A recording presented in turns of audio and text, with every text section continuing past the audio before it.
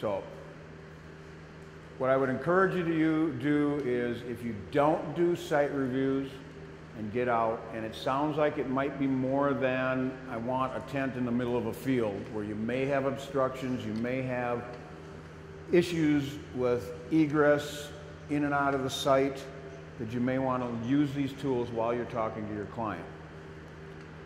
The job site inspection checklist that's included in here is just a highlight of things you really need to consider every time you talk about a tent job. And basically these things are, what surface is it on, okay?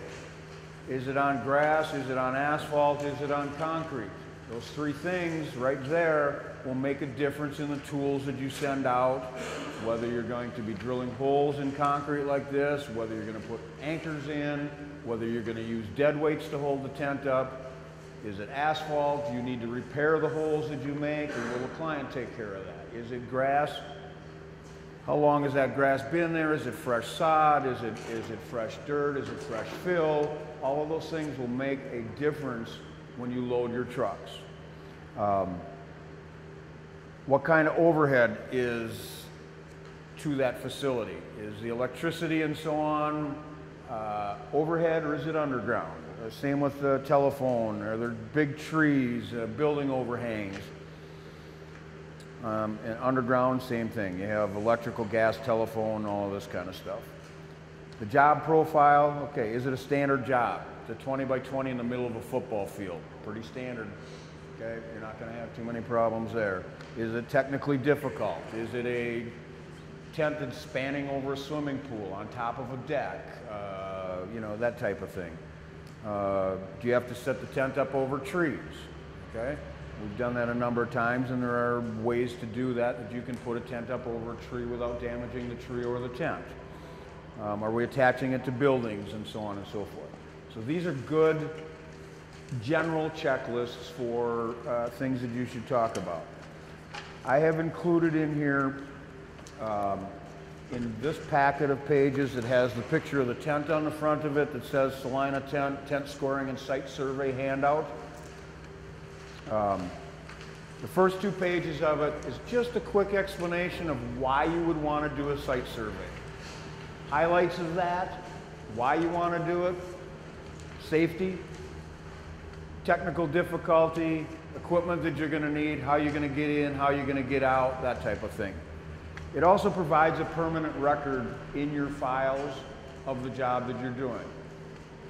If this job, for whatever reason, comes back to haunt you, by haunt you I mean lawsuit or any sort of litigation, you've got a record that you have done your due diligence in front of the event regarding anything that may get litigated in the future.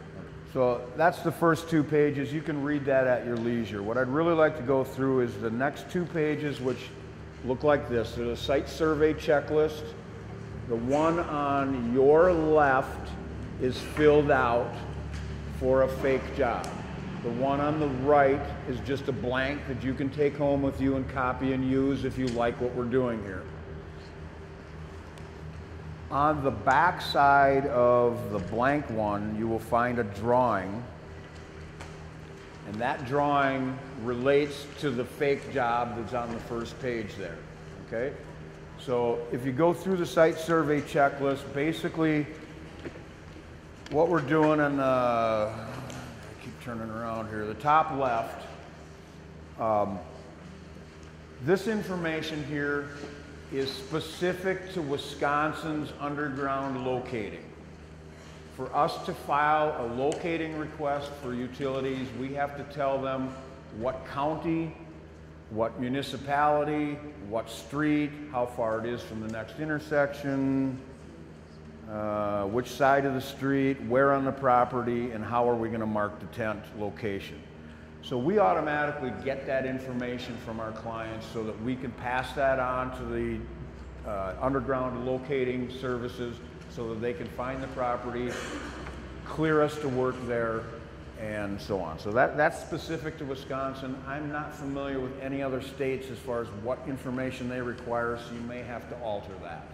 The next section of this shows obstructions, okay? Are there any overhead instructions? Please circle one or more that apply.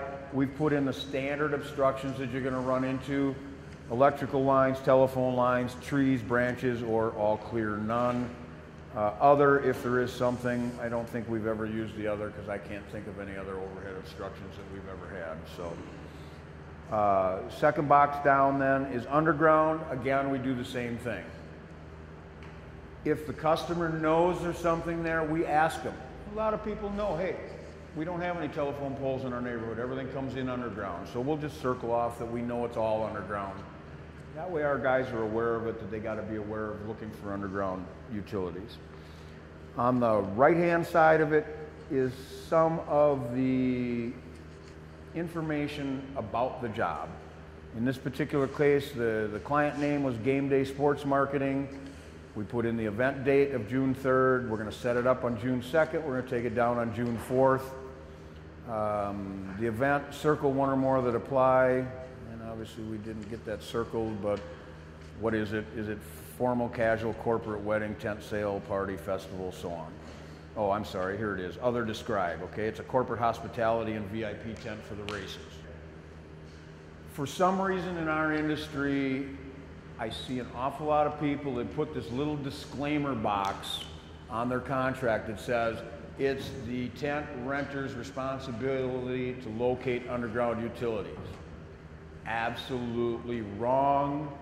Will not exonerate you from any liability when you blow that customer's house off the foundation. It will fall on your shoulders.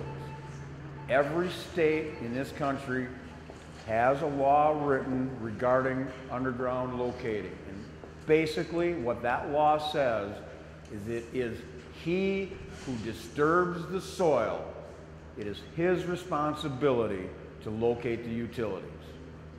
So what that means, and most of the time they use the word excavator, it's the excavator or excavator's company's responsibility to contact the locating service and find the utilities, and they must be marked prior to disturbing the soil. Okay? So if you are not doing it, you're violating the law. If you are trying to pass that off to your end user, your customer, you're violating the law.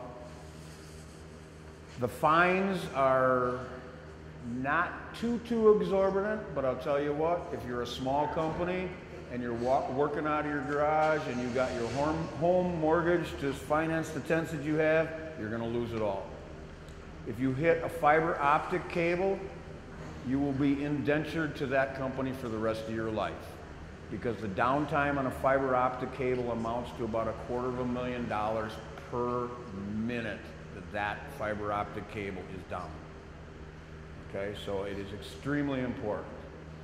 I tell my guys there's really two things you need to know about underground locating.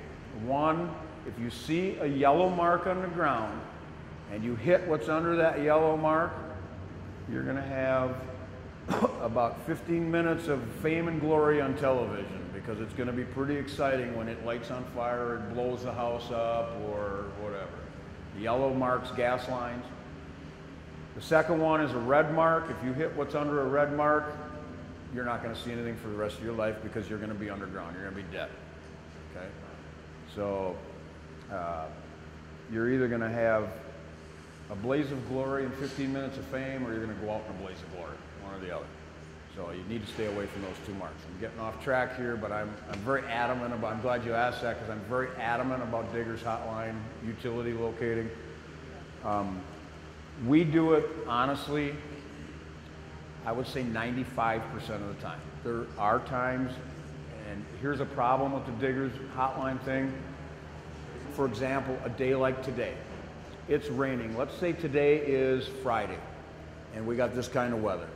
You all know your phone's going to start ringing off the hook for events on Saturday. Looks like it's going to rain, I need a tent.